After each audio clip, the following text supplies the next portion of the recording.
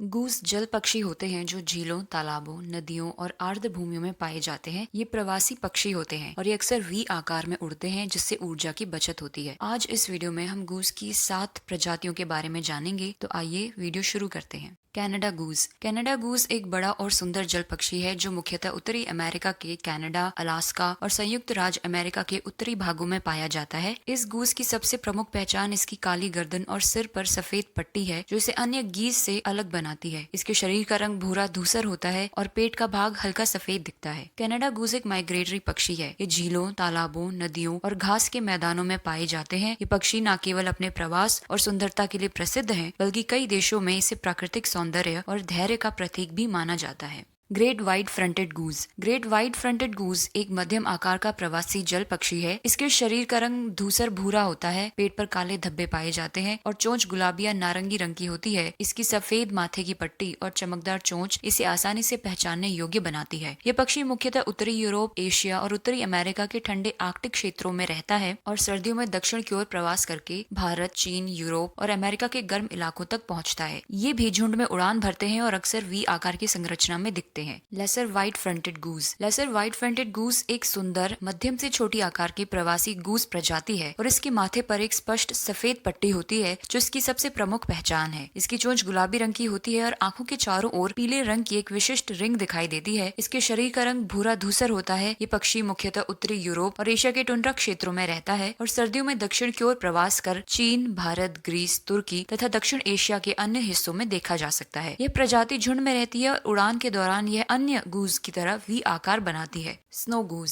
Snow गूज एक अत्यंत आकर्षक और सुंदर प्रवासी जल पक्षी है। ये मुख्यतः उत्तरी अमेरिका तथा साइबेरिया के ठंडे क्षेत्रों में पाया जाता है। इसके नाम के अनुसार इसका शरीर बर्फ की तरह श्वेत होता है। स्नो गूज की चोंच गुलाबी रंग की होती है, जिस पर एक गहरी रेखा, जिसे ग्रीनिंग पैच कहा जाता है, स्पष्ट रूप से दिखती है। ये आर्कटिक क्षेत्रों में रहता है और सर्दियों में दक्षिण की ओर प्रवास कर अमेरिका, मैक्सिको और चीन जैसे गर्म देशों में चला जाता है। स्नो गूज अपनी सुंदरता, लंबी प्रवासी यात्रा और अनोखे रंग विविधता के कारण पक्षी प्रेमियों और वैज्ञानिकों के बीच विशेष रूप से प्रसिद्ध है। ब्रेंट गूज। ब्रेंट गूज एक सुंदर मध्यम आकार का प्रवासी गूज है। इसकी मुख्य पहचान इसकी काली गर्दन, सिर और छाती होती है, जिन पर छोटी सफेद पट्टी होती है। इसके शरीर का ऊपरी भाग धूसर काला और नीचे का भाग हल्का या सफेद रंग का होता है। ये पक्षी मुख्यतः उत्तरी आर्कटिक क्षेत्रों जैसे ग्रीनलैंड, कनाडा, अलास्का और साइबेरिया में रहता है। सर्दियों के दौरान ये दक्षिण की ओर प्रवास करता है और यूरोप, एशिया तथा उत्तरी अमेरिका के तटीय इलाकों में पाया जाता है। अन्य गूज की तुलना में यह समुद्री क्षेत्रों के प्रति अधिक अनुकूलित है। ब्रेंट गूज अपनी अनोखी काली सफेद रंगत, समुद्री जीवन शैली और संगठित प्रवासी व्यवहार के लिए विश्व भर में प्रसिद्ध है।